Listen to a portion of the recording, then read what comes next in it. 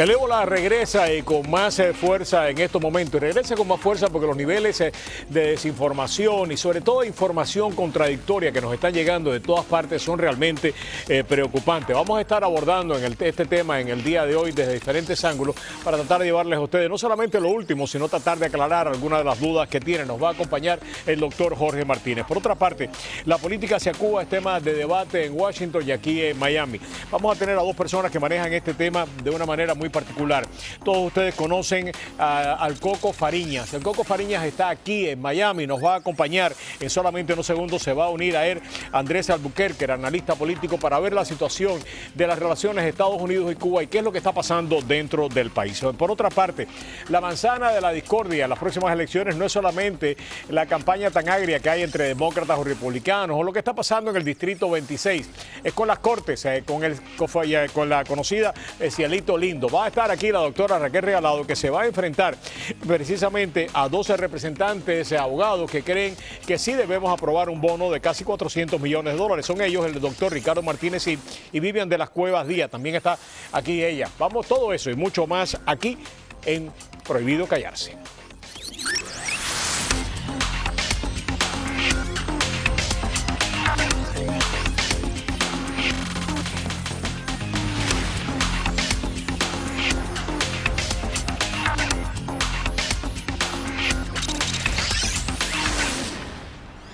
Desde las 7 de la mañana de este lunes, los votantes del condado de Miami-Dade han podido ejercer su voto por adelantado en cualquiera de los centros de votación temprana. Hoy, a las 7 de la mañana, 25 centros de votación anticipada a través del condado de Dade abrieron sus puertas. Como pueden ver, los electores están entrando poco a poco a través del día. Esta boleta es relativamente corta para una elección general en noviembre. Es 2 páginas de ambas caras. Tenemos 3 propuestas constitucionales, hay 5 preguntas del condado y hay 18 municipios que tienen contenido en la boleta. Así que hay un poquito de todo para todo el mundo y mi sugerencia es que siempre revisen su boleta oficial de muestra. En nuestro sitio web incluso pueden ver una copia de su propio contenido. Una votación anticipada que se alargará hasta el próximo 2 de noviembre, 2 días antes de que se dé el resultado definitivo. Algunos, sin embargo, ya aprovechan su primera oportunidad para votar. Bueno, regularmente me gusta resolver estos asuntos temprano para evitar muchas personas, aglomeración de personas y eso. Fue pura casualidad. ¿Sí? Estaba por aquí y paré. Estoy bien motivada, bien excited, bien contenta, porque tengo mucha fe que mis candidatos van a salir. Las encuestas no pueden estar más reñidas y la disparidad de opiniones entre republicanos y demócratas crece a medida que pasan los días. Las elecciones están muy reñidas en todos sus aspectos, en todos los renglones. Pero obviamente yo creo que los demócratas se van a imponer esta vez. Voté republicano completo, pero no voté por Curbelo. No voto por Curbelo. No me gusta. Y voto por el señor Scott porque su oponente nada ha hecho. Cuando él tuvo la oportunidad de demostrarnos cuál era su agenda, sus deseos por trabajar por el partido, todo lo que hizo era cambiar continuamente a medida que él veía cómo estaba el ambiente. O sea que una persona que cambia tanto para mí no tiene ninguna credibilidad. Ok, estos son algunos de los comentarios que hemos recogido en el día de hoy. Muy buenas noches, tengan todos bienvenidos a Prohibido Callarse. Yo soy Roberto Rodríguez Tejera. Amanecemos en la semana, en el día de hoy, en las encuestas, y precisamente con esta votación adelantada, con una contienda que no puede estar más cerrada. Yo creo que la manera más gráfica la puso hace solamente unos días Mark Caputo, el periodista de Miami Herald, cuando dijo: ustedes quieren saber cómo está esta encuesta, tire una moneda arriba y se cae de canto y se mantiene de canto, así es como está esta encuesta, tan cerrada está. Y precisamente para analizar, sin lugar a duda, lo que está no solamente en los ojos de nosotros, sino en los ojos de todo el país, está con nosotros el colega Alfonso Chardi, colega del Nuevo Herald, y precisamente dentro del Nuevo Herald tiene la responsabilidad de seguir la contienda de gobernador. Alfonso, gracias por acompañarnos, un placer. Bueno, gracias por invitarme. Un placer tenerte acá. Una de las cosas que uno se pregunta es básicamente el voto hispano, cómo va a responder, más allá de quién va a terminar. ¿Van a salir a votar los hispanos en esta elección y por dónde van a salir a votar? ¿En el centro del estado, en Tampa, aquí? ¿Por dónde? Bueno, yo supongo que van a votar los votantes hispanos en todo el estado. Pero ¿hay embullo? Pero más bien parecen más movilizados para mí en el sur de la Florida, específicamente en Miami-Dade.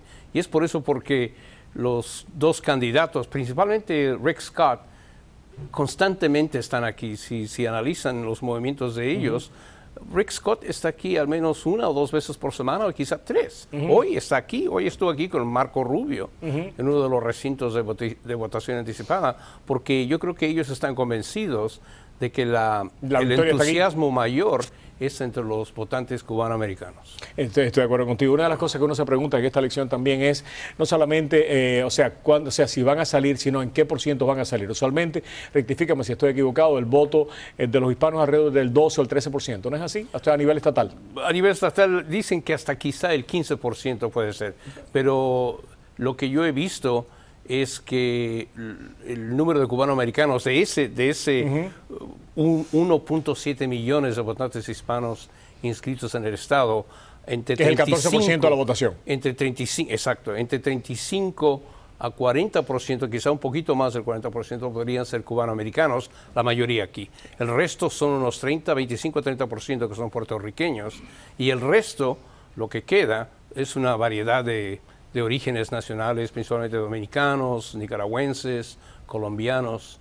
Y para mí, los que más parecen entusiastas son los cubanoamericanos que están apoyando en esta ocasión, aunque en el pasado han estado apoyando al partido. O sea, en las últimas 2 elecciones el voto cubanoamericano se dividió, independientemente de quién uno quiera creer, probablemente entre el 45 y el 50% de los cubanoamericanos terminaron votando demócrata. En esta elección parece que Charlie Crist no va a conseguir pasar del 40%, por lo menos los números que yo he estado mirando son números que básicamente mantienen al ex gobernador entre un 37 a un 40% y necesitaría, creo yo, más de un 40% para poder ser competitivo en el condado Miami-Dade.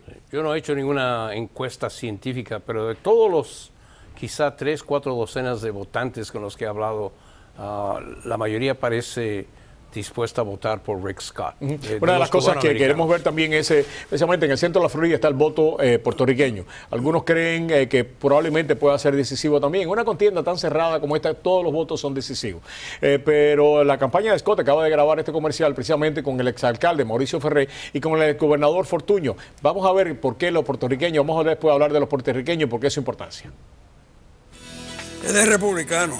Y él es demócrata. Ponernos de acuerdo no es fácil.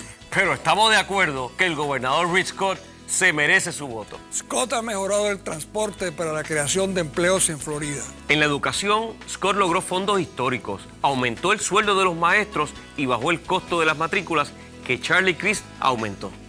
Ya saben, si eres demócrata, republicano o independiente, no hay excusa. Con Rick Scott sigamos trabajando. Este comercial salió en el día de hoy. ¿Crees tú que va de alguna manera a influir a los puertorriqueños del I-4? Eso es más difícil de predecir, porque ahí sí el voto está muy dividido, que lo que yo he visto. Es posible que pueda influir, pero ¿cuántas semanas quedan? Quedan menos de 2 semanas. Empezando menos 2 semanas y un día. Sí. Pero Maurice Ferré me dijo hace como un mes que él no había hecho una decisión, pero evidentemente la decisión ya la tenía hecha. Lo ha hecho ya. La tenía hecha. Los lazos, y es interesante porque los lazos de Mauricio, básicamente con Scott, vienen de la última elección, también el apoyo de Scott en la última elección. Y yo creo que muchos esperaban de que nuevamente volviera a apoyar a Scott. Han mantenido una relación él muy estrecha con el gobernador, producto de su posición dentro del Departamento de Transporte. Una de las cosas que uno se pregunta es los hispanos en el condado de Miami-Dade, no el voto cubano-americano. Sin lugar a dudas, hay también una contienda bastante importante, o sea, el gobernador escoge a Annette Taddeo como colombiana para tratar de atraer ese voto hispano. En el pasado ese voto hispano ha estado favoreciendo a los demócratas en un 70% y tiene que salir a votar pues un porcentaje bastante alto de hispanos y apoyar a los demócratas de una manera bastante alta para poder contrarrestar el voto cubano-americano. ¿Cómo tú lo ves? Sí, es lo que dicen los expertos, que tendría que salir el total como si fuera una elección presidencial. Entre 65 a 70% de todos. Y usualmente en las elecciones no presidenciales en Miami-Dade, según el Departamento de Elecciones, el voto es entre 35 y 40% total. Alfonso, muchas gracias. Me han dicho, y tengo que compartir el secreto porque es un secreto de profesión, que ya que el nuevo Herald llegó a una decisión y que van a apoyar a Scott en una decisión histórica. El nuevo Herald va a apoyar a Scott. ¿Ya usted está listo para adelantar eso todavía? No, eso es una decisión del Departamento Editorial, que esas son sus decisiones. Bueno, pues nada, si sucede eso, recuerden que lo escuchó primero aquí en Prohibido Callarse, donde sí está prohibido callarse. Gracias, Alfonso, un verdadero placer tener en el programa. programa. invitarme. Regresamos en solamente unos segundos. Entramos en el debate de las Cortes. Está con nosotros precisamente la doctora Raquel Regalado y está el doctor Martínez Cid también. ¿Debemos aprobar o no debemos aprobar 384 millones de dólares para las nuevas Cortes? El debate aquí en Prohibido Callarse.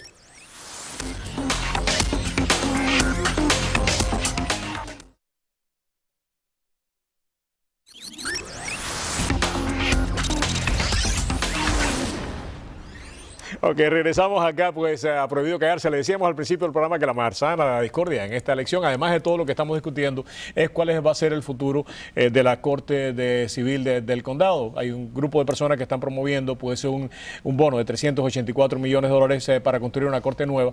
En una posición diferente está la doctora Raquel Regalado, que tiene argumentos que ha estado presentando en diferentes programas que contradicen algunos de los argumentos presentados por los que defienden esta visión. Vamos a tener en el día de hoy los dos puntos de vista. Vamos a seguir el modelo de debate que tuvimos con Carlos Curbelo y con Joe García. Cada uno de ellos va a tener minuto y medio para poder hacer sus presentaciones. El otro, Raquel, tendrá un minuto y medio para contestarlo, viceversa. Y así hasta que lleguemos al final. Mi labor va a ser muy sencilla, tratar de llevar el tiempo y si es necesario alguna pregunta de seguimiento. Vamos ya a iniciar porque el tiempo es corto y los argumentos que ustedes tienen que escuchar son bien importantes para que tomen una decisión inteligente e informada. Vamos directamente a darle la bienvenida pues a la doctora Raquel Regalado, que está con nosotros. Gracias por acompañarnos, un placer. Y está también con nosotros pues el doctor Ricardo Martínez Cid, presidente de CABA, y está también con nosotros la doctora Vivian de las Cuevas Díaz, vicepresidente de CABA también. Las dos son presidentes de CABA. Anterior, perdón. Entonces, el presidente anterior de CABA. En el caso de ellos, el minuto y medio lo van a poder utilizar a discreción de ellos. 1 minuto uno, 30 segundos del otro o 1 minuto y medio cada uno de ellos. Es como ellos decidan escoger su tiempo. Raquel tendrá el mismo tiempo para contestar y comienzan ellos. ¿Cuál de ustedes dos quiere comenzar? Bueno, yo le agradezco mucho la oportunidad de conversar contigo y con el público sobre este asunto que es muy importante para nosotros. Le digo que este bono es algo que es muy necesario para el futuro de nuestro condado. Los argumentos en contra realmente no están basados en un estudio de lo real. Lo que es real es que esto se ha estudiado ya hace muchos años, ya casi 30 años se está estudiando el problema, se ha analizado las necesidades del condado y sabemos que nos hace falta este edificio. Ha sido una demora de verdad que demasiada larga y para nuestro condado seguir tenemos que nosotros salir de esta crisis ahora, salvar al edificio de Cielito Lindo que tenemos allá y para la salud del público que está en ese edificio, construir una corte que sea adecuada para el condado nuestro, que es el tercero más grande de los Estados Unidos en términos de uso del sistema legal nuestro. Y bueno, Me quedan 30 segundos, doctora, si usted quiere utilizarlo. Es muy importante que la gente sepan que nosotros como abogados y jueces no decidimos un día decidir que necesitamos una corte nueva. Este estudio, como dijo Ricardo, en el 1986 se empezó y empezaron a ver que ya en 20 años iba a ser necesario tener esta corte nueva.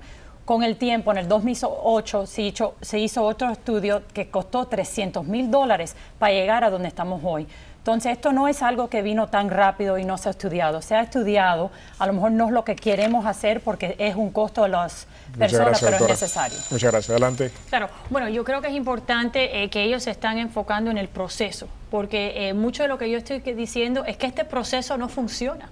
Lo que hemos estado haciendo a nivel del condado, lo que está haciendo es creando crisis y estamos gobernando por crisis, ¿no? Y eso es lo que el pueblo está cansado. Es verdad que todos sabemos que hay un problema serio en Cielito Lindo, todos estamos de acuerdo que hay que tener una solución, pero a costillas del contribuyente no es la solución.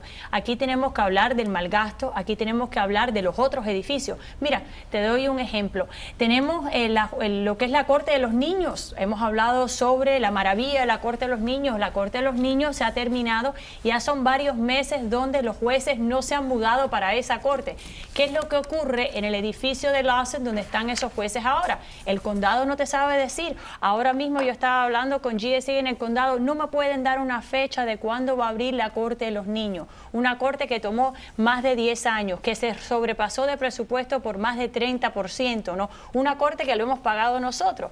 Aquí hay 11 edificios. No quieren hablar de la corte criminal, no quieren hablar de las necesidades que hay. Y es interesante que esta campaña se esté enfocando en la salud de las pobres personas que van a esa corte, porque en el plan que tienen ellos nada más que va 25 millones para arreglar las columnas y mantenerse en Cielito Lindo 4 años, pero no hay ni un kilo prieto para lo que dicen que hay asbestos, el moho, no hay ningún dinero para aire acondicionado. Entonces, ¿dónde está el caos? El caos uno creado, y aquí van a abandonar a Cielito Lindo, no salvarlo. Ya son varias veces que la señora Regalado ha dicho que ha usado varios ejemplos de decir, de tratar de apoyar los argumentos estos. Y me parece una falta de responsabilidad de decir cosas como se han pasado por 30 millones de dólares el presupuesto de la Corte de lo Juvenil. 30%. No es cierto, pero no se ha pasado. Ahí sobran todavía 17 millones de dólares que no se han usado y no se ha pasado ni un kilo el presupuesto. Ha dicho la señora Regalado que ahora dieron dinero para una corte en el Caleb Center, cuando yo le tuve que explicar que eso era un parqueo del Caleb Center que no tenía nada que ver con las cortes. O sea, son argumentos que no hay un plan para los otros edificios. Y se habla del Gershwin, el Richard Gerstein, donde son las cortes criminales, donde ella sabe que hay un presupuesto, hay millones de dólares que están ya destinados a arreglos allá, que ella misma ha dicho, ¿por qué no usan ese dinero para Cielito Lindo? O sea, son argumentos que no están basados en los hechos. Y dicen, que no hubo un plan. Y tenemos 30 años y estudios que ya le han costado a los contribuyentes $300,000 en hacerlos, para decir, no, vamos a volver a la polémica de siempre, a la política de siempre, y volver a estudiar el asunto más, mientras que se caiga a pedazos Cielito Lindo, y peor que eso también, porque eso es muy triste, porque es un edificio que es una maravilla. Pero el sistema nuestro civil está cayendo, el negocio de este condado está cayendo. Bueno, yo creo que es muy interesante que no mencionas el proceso del gobierno, ¿no? Porque el presupuesto para la Corte de los Niños se ajustó varias veces. No está sobre presupuesto porque los comisionados fueron cambiando esto cada vez que tenían que hacer un change order, y yo sé cómo funciona el presupuesto y ustedes lo saben también. Mira, una cosa que yo creo que es muy interesante de esto es que ellos dicen que tienen un plan, que esto funciona. Ustedes tienen un argumento muy difícil y yo lo entiendo. Y como abogada, yo de verdad que entiendo lo que dicen los jueces y lo que dicen los abogados, pero ustedes no son los que cortan el bacalao. La realidad es que son los comisionados que van a determinar cómo se gasta, dónde se gasta y hasta dónde, porque la pregunta está hecha de una manera tan abierta. Hasta el comité que ustedes ahora crearon, la jueza quería nombrar 5 personas, nada más que va a poder nombrar una. La realidad es que los jueces no tienen control sobre este proceso y no han pedido control. Bertila Soto se paró delante de la comisión y dijo, esto no es la culpa de ustedes. Y eso es lo que le molesta a los contribuyentes, que van a tener que pagar los platos rotos, porque esto sí es la culpa del condado. La falta de mantenimiento que ha habido en todos estos edificios es la culpa del condado, y el contribuyente no tiene por qué pagarlo. Te faltan 25 segundos si lo quieres utilizar. Yo creo que es muy importante. Mira, esta semana, mañana mismo, el comisionado Soto va a traer a la comisión otra propuesta para encontrar fondos que no sean de los contribuyentes. Cava no participó en esa conversación. Lo que sí, hoy por la mañana lo han llamado todos los jueces para decirle que deje esto hasta después de las elecciones, porque esta conversación pudiera dañar la posibilidad que tienen ellos de pasar esta pregunta. Vamos a hablar un poco del proceso. La abogada Soto habló y no le dijo al comisionado que ellos no tenían, que ellos, al final del día, el problema viene hace 30 años, viene hace 20 años, viene hace 10 años. Entonces, para decir que los 13 que están elegidos ahora son los únicos que tenemos que mirar, no, porque al final del día hay 2 problemas. El condado tiene un problema porque ellos son el landlord nuestro, pero al final del día la ciudad de Miami también es donde está la propiedad. Bueno, la ciudad ha tenido una investigación. Y así hay un proceso, pero al final del día, por la razón que vamos a mirar, porque ustedes abogados no saben lo que están haciendo y no cortan el bacalao, y los comisionados son los que van a decidir lo que van a hacer aquí, está muy bien, pero al final del día aquí hay una comunidad. Hay una corte que sin corte nosotros, muchos de nosotros que estamos aquí porque lo fuimos de Cuba, porque no había la habilidad de poder oír los casos como los oímos ahora, lo estamos diciendo, mañana no te preocupes, cuando se caiga la corte, ustedes todos se pueden ir por todas partes, pueden poner en unos lugarcitos, en cualquier lugar, en parte de y el negocio en la ciudad de Miami, la corte más grande en el estado de la Florida, y aquí, ¿qué? ¿Lo vamos a dejar así? Y lo interesante es que se habla.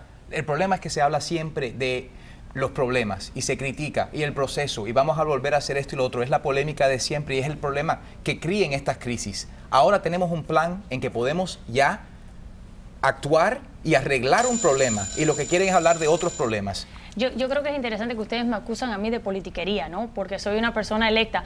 Pero ustedes son los que quieren seguir el mismo camino de hacer una corte y abandonar un edificio. Hicieron la corte de los niños, abandonamos el edificio de Lawson. Ahora vamos a hacer una corte nueva, abandonamos Cielito Lindo. No tenemos control, pero no es nuestra culpa. Tenemos que arreglarlo, no hay otra solución. Aquí hay otras soluciones, aquí hay conversaciones que no se han tenido, aquí hay inversiones que nadie quiere hablar de esas inversiones. La ciudad de Hialeah invirtió en su edificio, pero no lo hicieron correctamente porque no hicieron espacio para los jurados. La ciudad en la playa hizo lo mismo. ¿Por qué no tener una conversación comprensiva? La ciudad de Doral lo quiere hacer. ¿Por qué no hablar sobre la tecnología, sobre cambiar las leyes? Ustedes dicen que han ido a Tallahassee y han pedido dinero, pero no han pedido flexibilidad. Los mismos representantes de Tallahassee dicen que ellos con mucho gusto pudieran ayudar a cambiar las leyes para que las cortes funcionaran mejor. Aquí todo el mundo quiere una solución. Yo no estoy diciendo que se caiga el mundo y que aquí no va a haber una corte. Yo soy abogada también. ¿Cómo vamos a decir eso? Eso es irresponsable. Ahora, una cosa sí, esto no es la culpa de los contribuyentes y la manera en que ustedes están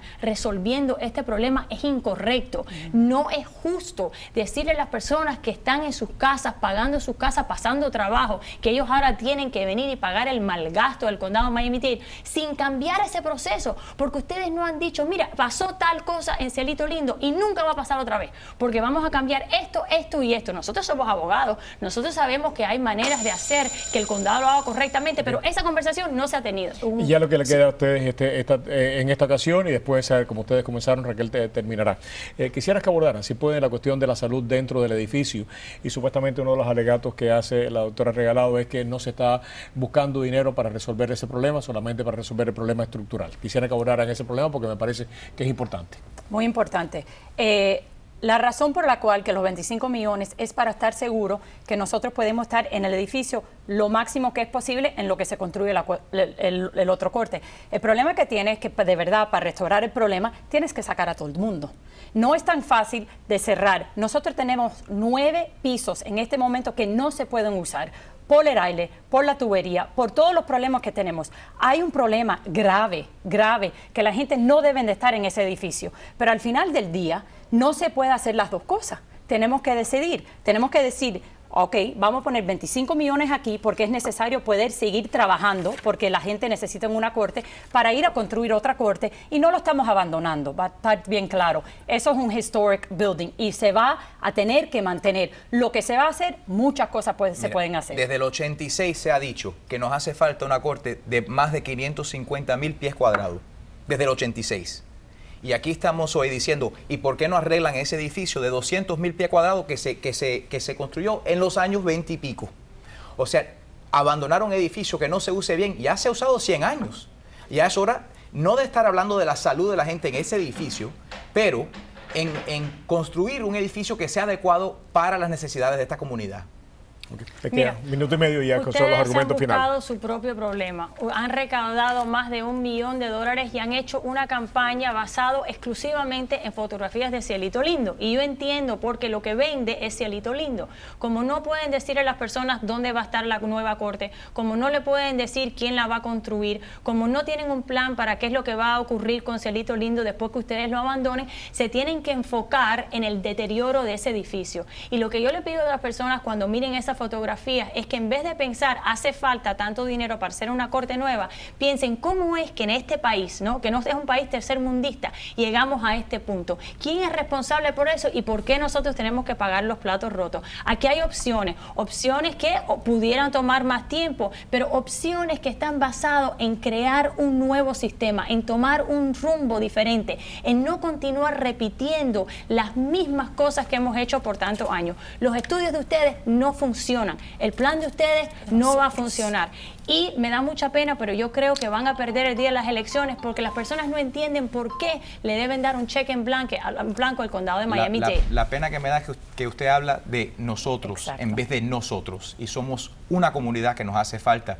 Y no son los abogados que usan ese edificio. Okay. ¿De tiempo tienes tú 15 segundos? Bueno, aquí estamos de acuerdo que es de toda la comunidad y por eso yo creo que las personas deben participar. Esto es una campaña que han hecho ustedes para ustedes sin tomar en cuenta lo que es mejor para el ciudadano. Y esperamos que en la próxima vez lo hagamos mejor. Muchísimas gracias, doctora. Muchísimas gracias a ustedes por venir. Es un placer tenerlo aquí en el programa y me parece importantísimo este debate, ya que ustedes tendrán que decidir en noviembre 4 si apoyan o no esta emisión de bono. Espero que lo puedan hacer informados. Gracias una vez más. Regresamos con un tema bien candente. Está aquí en Miami, nos está visitando pues Guillermo Fariñas. Acaba de llegar de Cuba. Vamos a estar conversando con él y con Andrés Albuquerque acerca de la situación del país. Regresamos.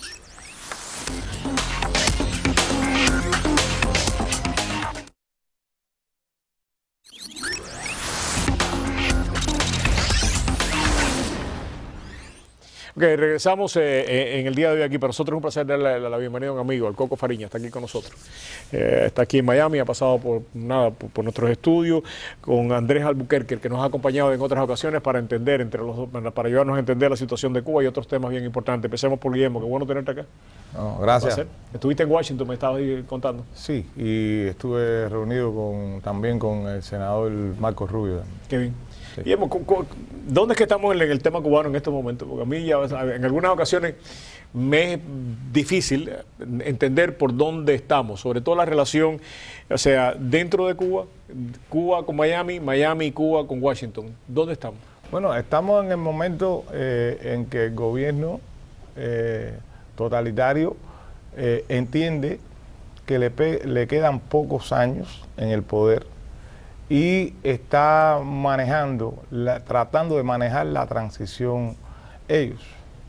Que la transición no se maneje entre todos los cubanos, sino entre ellos.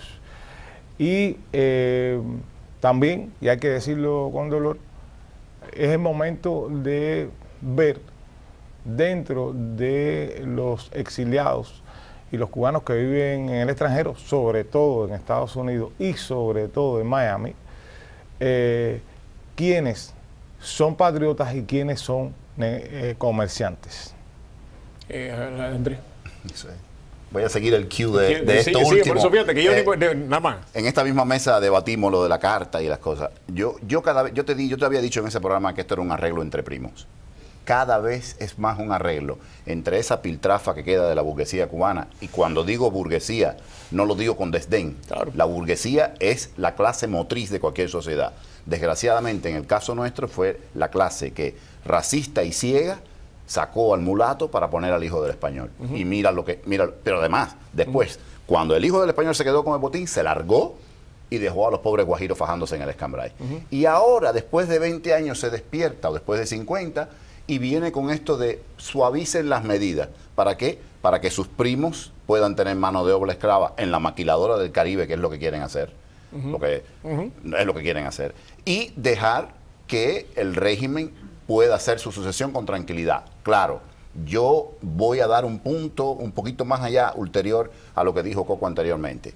Y es que desgraciadamente, aparte de lo que estamos haciendo en el exilio, que no es lo mejor últimamente, y la división dentro de la oposición está dándole, sea a la comunidad europea, sea al Departamento de Estado de aquí, que siempre ha estado a favor de Fidel, la idea de que mejor dejamos lo conocido, porque lo no conocido puede ser un desastre.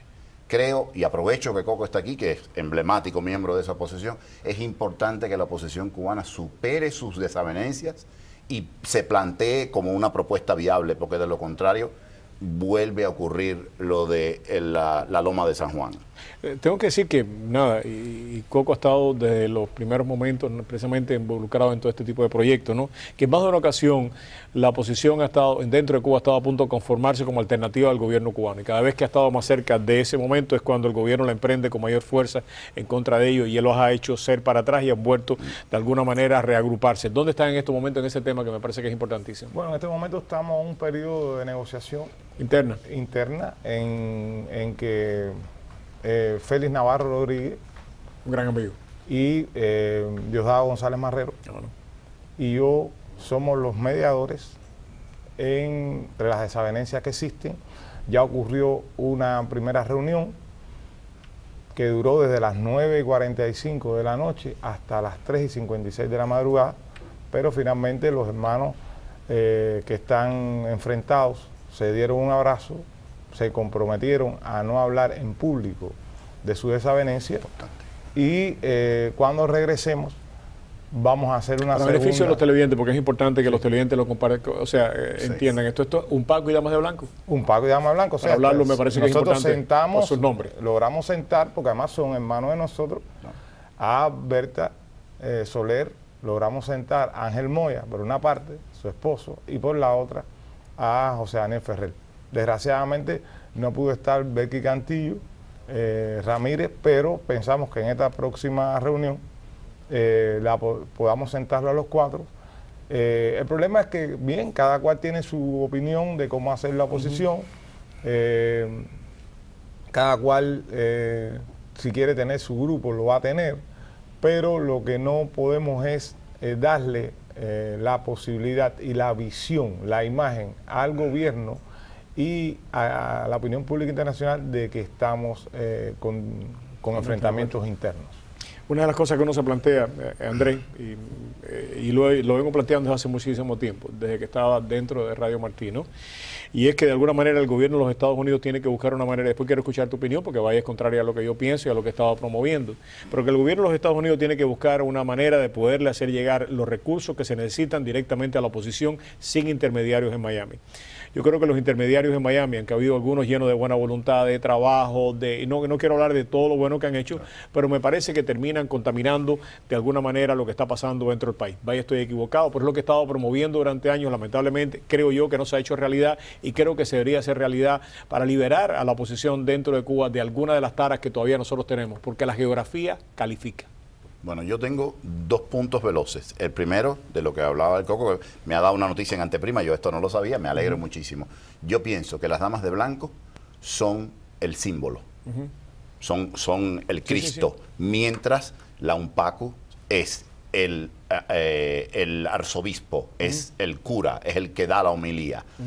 Uno sin el otro dan al traste con la liturgia. No hay liturgia de oposición en Cuba si estos dos elementos, los otros sí están mejor, pero estos dos son pilares. Entonces para mí es extremadamente esperanzador saber que lógicamente se han sentado a dirimir sus diferencias y evitar la guerra mediática, eso es importantísimo.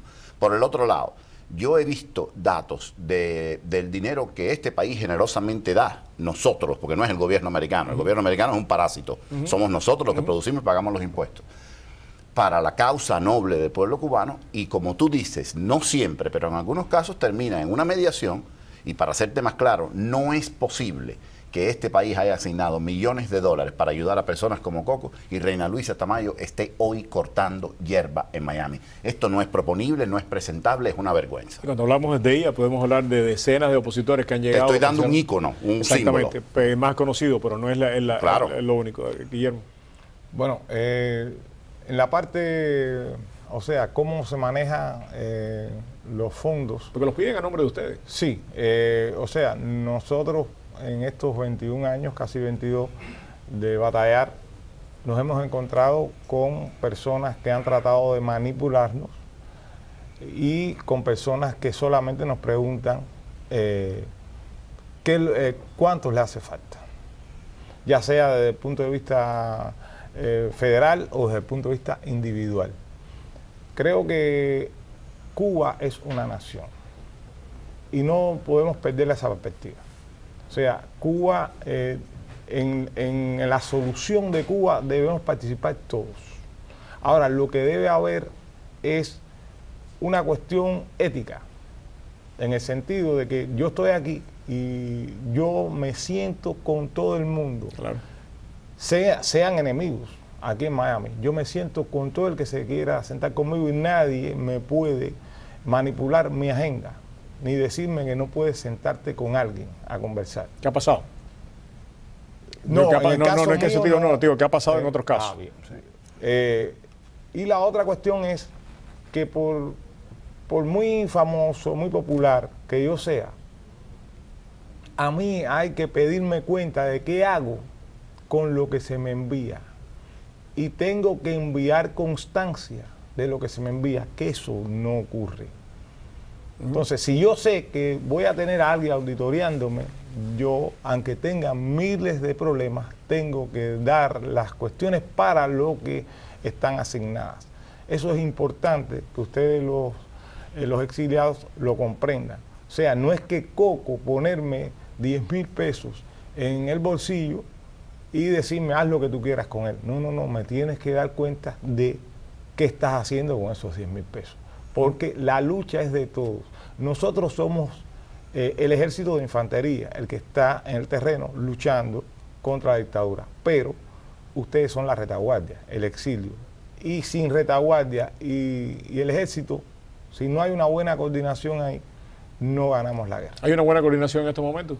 Bueno, en el caso mío, yo sí tengo que decir que las tres organizaciones que me patrocinan los distintos proyectos que yo tengo y que tienen los hermanos que trabajan junto conmigo y que yo trabajo junto con ellos, sí es así, pero porque yo se lo he exigido, que tienen que exigirme a mí a la misma vez que tú le exiges a la misma vez que yo le exijo a ellos. Andrés, ¿a dónde vamos con todo eso? Segunda noticia esperanzadora que me ha dado. Hoy es un buen día. ¿A dónde vamos? Es difícil. Mira, el general ha movido todos sus resortes para poder dejar a su hijo o a la hija o al primo o a quien sea en su lugar. El Departamento de Estado lo sabemos que desde los tiempos de Batista no se despierta. Cuando no tienen un espía colado de la Unión Soviética o de Cuba o de donde sea, se equivocan. El Departamento de Estado no, lo estamos viendo actualmente, no pone una. Entonces, lo que queda de burguesía cubanas, muchos elementos, hay sus excepciones dignas y honorables. Lo que queda de burguesía cubana, sabemos cómo se está comportando, la única esperanza somos tú y yo, Juan, Pedro, Miguel. Hay que ver qué hacemos nosotros y si dejamos el mito del líder y esperar un líder que nos guíe, porque no lo hay, y empezamos ciudadanamente cada uno a usar el sentido común y a tratar de desenmascarar todas estas campañas como la de reblandezcan lo del embargo, hagan esto y hagan lo otro, que al final le va a hacer el favor a Castro, a su familia, a 4 primos de primos, pero Juan y Pedro, los de a pie de Cuba, no van a cambiar para nada. Pienso que es fundamental ver que desapareció el Colegio de Generales. Ahora existe algo que se llama Consejo de Seguridad Nacional de la República de Cuba. Al frente de lo que está es Alejandro Castro Espín, que ahora es general de brigada. Y él está quitando a todos los generales que fueron fieles a su papá y está ascendiendo a generales, a coroneles que son fieles a él. Ahora, es importante que ellos están desesperados en el sentido de que se sabe que Estados Unidos, como nación, va a comenzar a autoabastecerse a partir del año que viene de petróleo y va a hacer que baje mucho el precio del petróleo y eso va a traer una explosión social en Venezuela. Y la libertad de Cuba pasa por la libertad de Venezuela. Por lo tanto, tenemos que esperar de un momento a otro todos estos ataques para tratar de levantar el embargo y, vuelvo a repetir mi frase, vamos a ver qué cubanos exiliados son patriotas y cuáles son mercaderes. Mi querido amigo, con eso ya terminamos. Digo amén. Lapidario. Lapidario. Así que no puedo agregar absolutamente más nada más que agradecerte que estés aquí y a ti también, Andrés. Muchas gracias. A ti, Coco, un fuerte abrazo, mi admiración y mi cariño como siempre. Regresamos.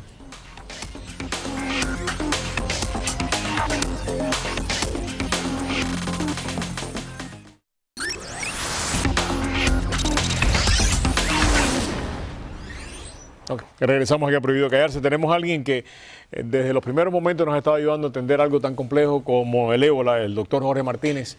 Y tengo que decirlo que lamentablemente ha estado correcto en el 99% de los casos, porque su visión ha sido más bien pesimista, pero para beneficio de nosotros nos ha mantenido al tanto de lo que está sucediendo. Doctor, gracias por acompañarnos. Gracias. Mi querido doctor, usted ha estado ahí en la Diana.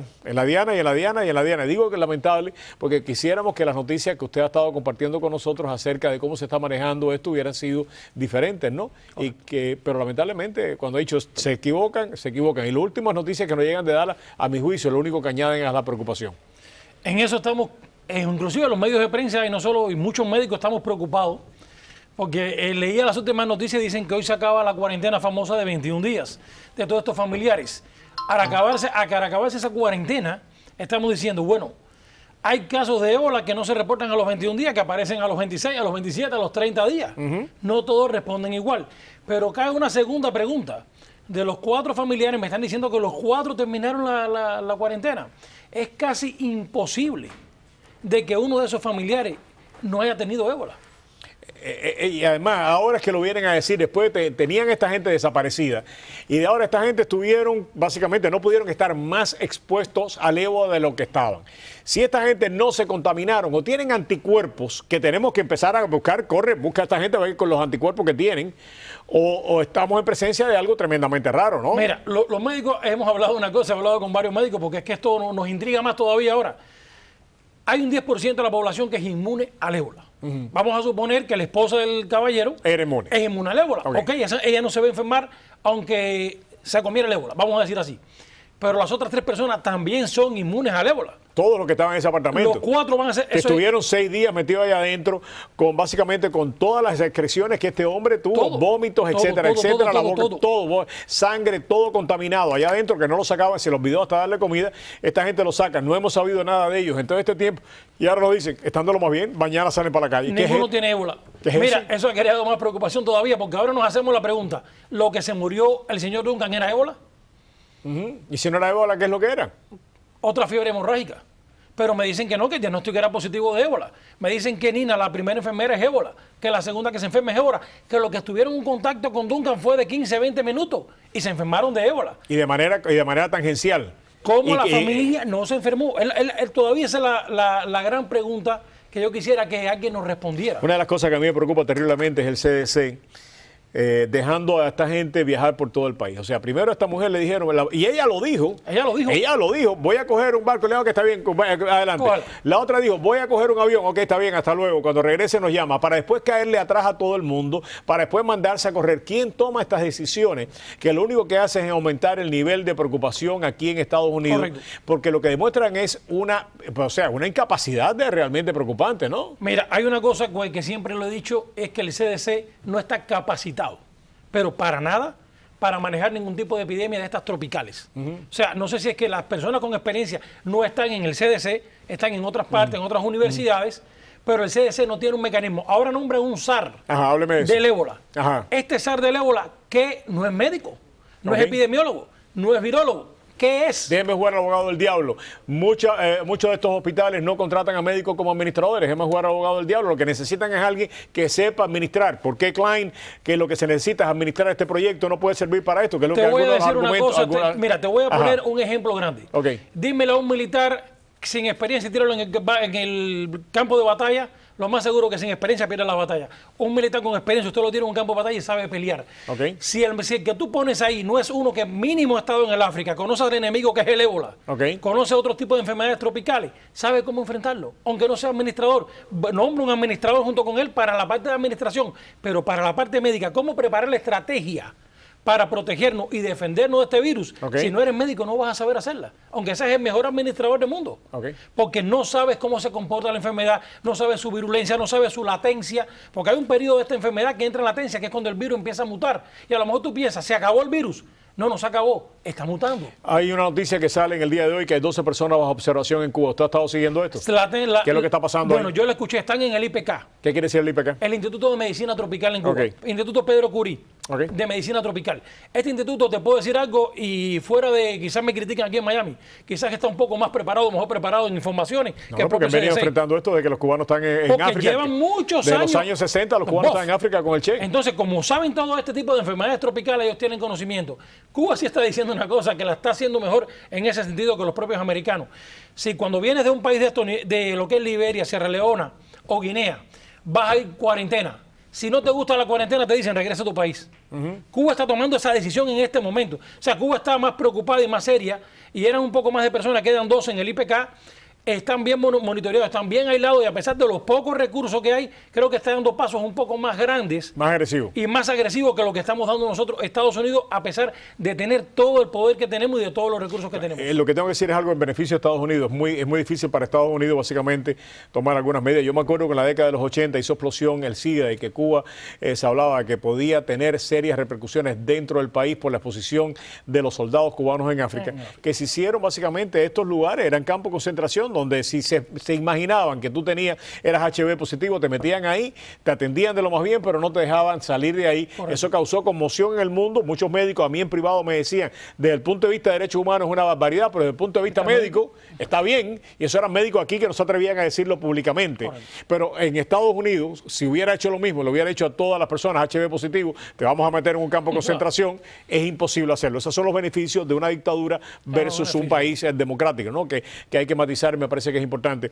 ¿Para dónde vamos con esto entonces?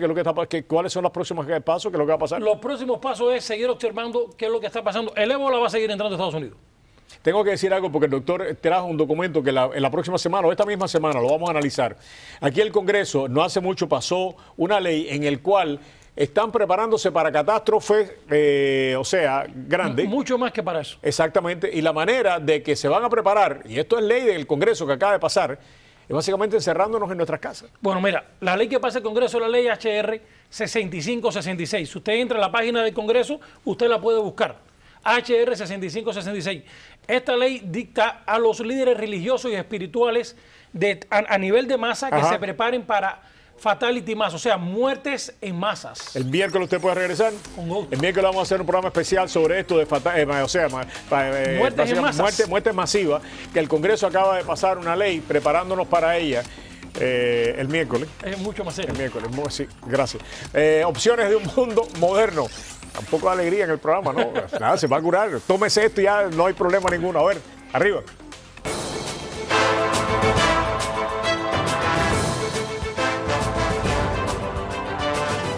Ok, la medicina moderna tiene una nueva propuesta que son las células madres, y tenemos aquí en el día de hoy a José Aponte, que nos va a explicar a mí, a usted, a todos, qué es lo que son las células madres. José, gracias por acompañarnos. Adelante, ¿qué son las células madres? Gracias a ti, Roberto, por tenerme nuevamente.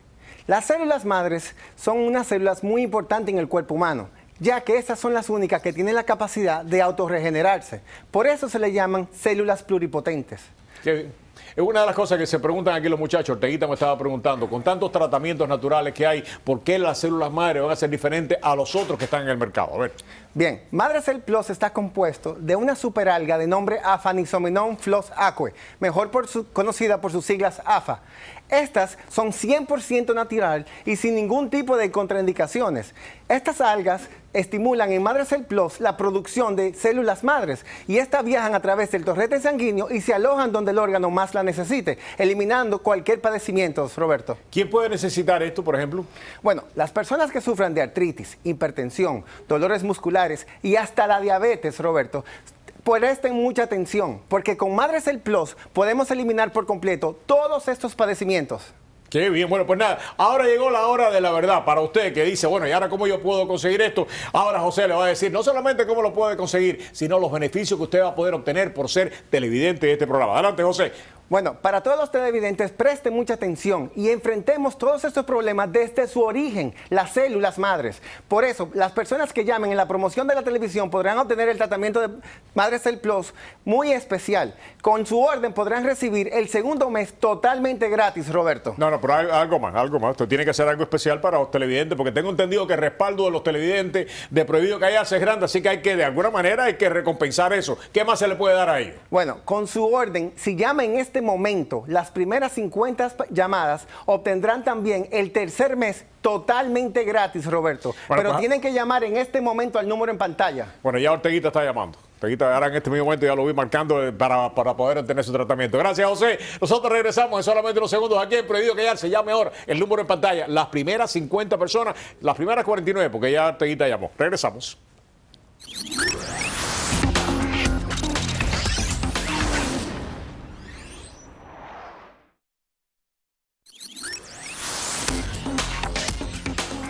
Ok, nos vamos. Recuerden, el miércoles vamos a hablar de esta ley. Esta es la ley HR 6566. Muertes masivas. Vamos a hablar también de los campos de firma. Hay 800 en todo el país. ¿Para qué están? Lo vamos a hablar el miércoles. ¿Ok? Tengan todos ustedes muy buena noche. Ya María Elvira está lista. Que Dios nos acompañe a todos. María Julia, nos fuimos. Gracias.